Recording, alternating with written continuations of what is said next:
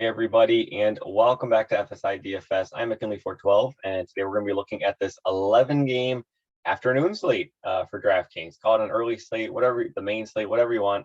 There will be a 5-game slate later on in the day. Please come back to this video. We will have some notes posted in the comment section below, just kind of talking about our favorite pitchers, our favorite stacks for that slate. So please come back to this one, and we'll discuss that. But for now, just this 11-game slate that I'm going to be breaking down.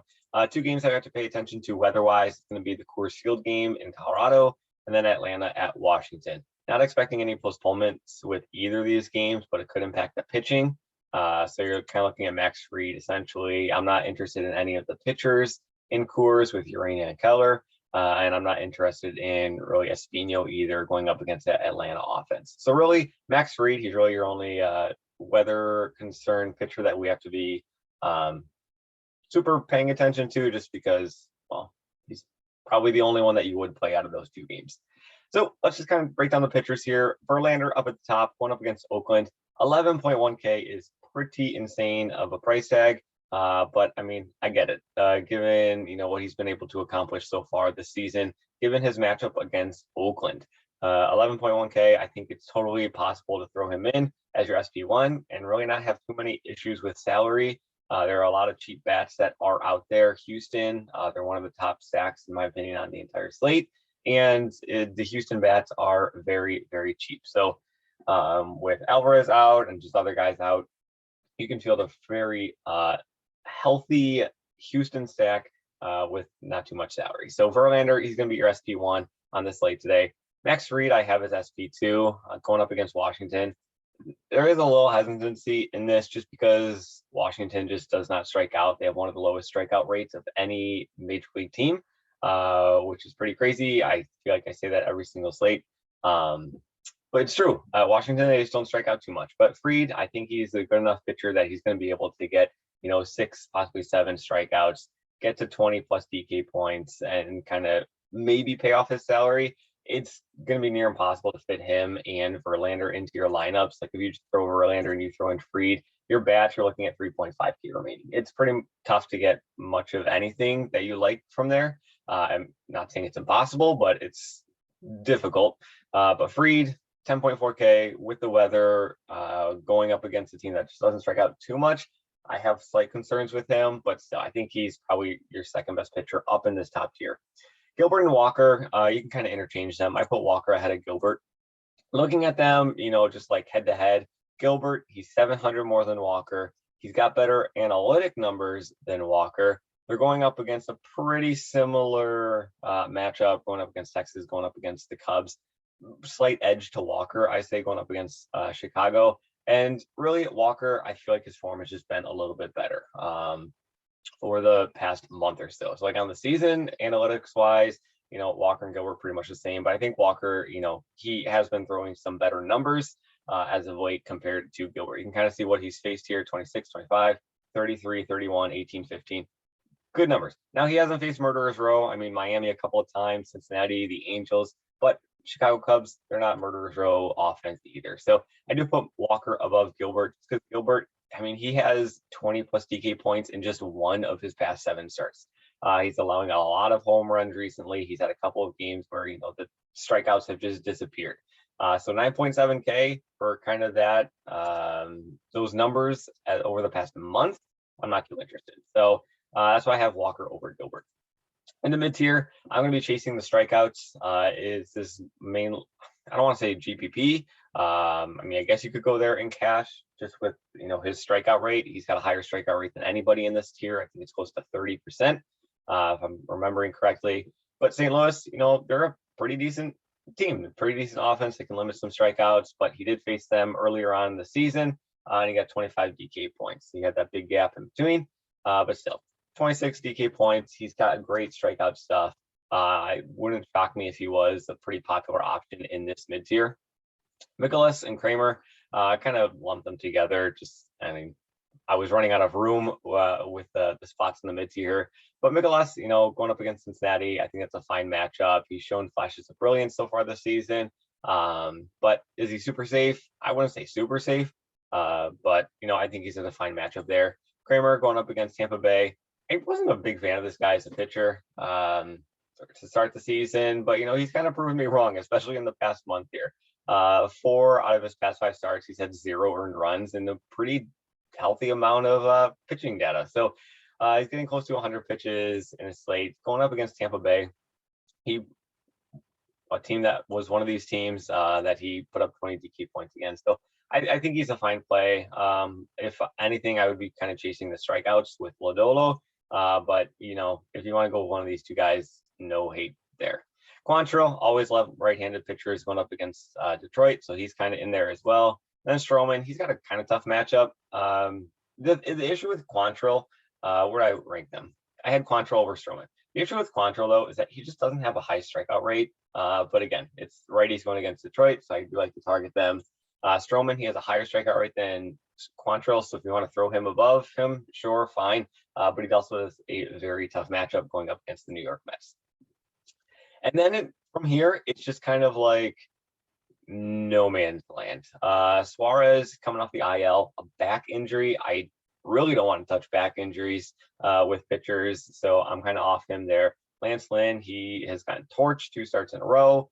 One of those teams was against Minnesota, so I do kind of like the Minnesota offense as a nice GPP play. Lynch going up against Toronto, not really interested in there. Bundy, a fly ball pitcher going up against the White Sox and their power, not too interested in there. So you can kind of see how there's not too much interest to like. The 2 guys in the cheap tier that I do have are Meyer and Castillo. Castillo is for Toronto going up against KC. We know by now KC is missing like half of their entire roster because they're not vaccinated for COVID and can't travel into Canada. So Castillo, if he can get you maybe 60 plus pitches, I don't expect him to go super deep into this game, but if he can get you 60 plus pitches, maybe get you 15, 16 DK points, he might be of value, but it's not too likely. Nice numbers on him is that he does have a nice strikeout rate at this point in the season. He's pitched 15 innings and he's got 18 strikeouts. And now he's going up against a depleted Kansas City offense, who already at the start wasn't too great. Maybe he's able to get some stuff there. But Meyer is the guy that I would be kind of turning towards. And I think he's probably going to be pretty popular. He is, you can read it down here. He's one of the highest pitching prospects in the league. He's super, super talented. Tough matchup going up against Philadelphia to start things off for his debut here. But still, is it min price? What is min price for pitching in Classic? I honestly don't even know. But 5K, we'll just say it's min price for pitchers going up against Philly. Highly, highly touted prospect. I could see him being pretty popular. You can throw him in with Verlander, and you can just kind of let the bats go. So if you throw in Max Meyer, you throw in Verlander, 4.2K remaining, pretty much do whatever you want at that point. So that's kind of the pitchers. So you can kind of see who I have on the fade list, people I have on the no interest list. They kind of go hand in hand almost. But I feel like for pitcher, if I'm not going Meyer, I'm probably going to be sticking up kind of in the top, the high, and the mid tier. That's for the bats. Houston, I kind of mentioned them earlier, going against Koenig for Oakland. In Houston, they are very, very cheap looking at their pitchers. Altuve, he's day-to-day, but still, 5.5, 5.5. Get past these, top 3-4 guys. Say Altuve is out. You get past Tucker, Bregman, and Pena, you're already in the low 3Ks with everybody else remaining. So you can certainly get a nice Houston stack in there, and that's kind of why I have them as the highest rated team, just because they're cheap. It's mainly for the value. I think there are some teams going against the worst pitchers, but I don't think that they can kind of compete with the Houston value. Toronto bats going up against KC, going up against Daniel Lynch. Lynch, he has shown some solid stuff so far this season. I want to say great stuff, but he has shown that he is capable of pitching in the majors. But he's got a real tough matchup going up against Toronto. Toronto, they have all those amazing right-handed bats that can certainly go yard. Oscar Hernandez, he's been doing fantastic lately. He had another great night with 3-run shot, 25 DK points. So he's been doing great lately. Maybe you can throw him in. It's kind of like a nice cheaper option from a Toronto stack. Cleveland going up against, who is Cleveland going up against? So many slates, I can't even remember. Here we go, Pineda. Pineda has done next to nothing so far this season. We'll throw him up here, throw his game log. He just does not have any strikeout stuff anymore. His strikeout stuff from years past is completely gone. And he's just struggling to get anything going. So he allows a lot of fly balls. Cleveland, I think they can certainly get to him. And for the most part, cheap. So they're going to be up there again. I mean, you could even put them as the top stack of the day. I feel like you can make a case for any of these three being the top stack of the day, and I'd be fine with it. But Jose Ramirez, he's seen a decrease in his price. He's now only 5.4K, which is amazing. But then they just have all these other guys that are just super, super cheap, super affordable. Nolan Jones still is just min price. I mean, Kwan at 3K is ridiculous. Reyes at 3.1, I think that's just too cheap. Naylor, Jimenez, both only at 4K. I think Cleveland is just far too cheap. So they're another just great stack for me. And Seattle, we know what they've been able to do. They're one of the hottest teams in baseball right now. Seattle is going up against Howard for Texas, but I don't think that's going to be any issue because Howard, I mean, he's really struggled. 8.4 ERA on the season. Not a whole lot of sample data, but still, he's been a starter for 2 games now. It's against Baltimore and Oakland, and neither of them kind of really went too well.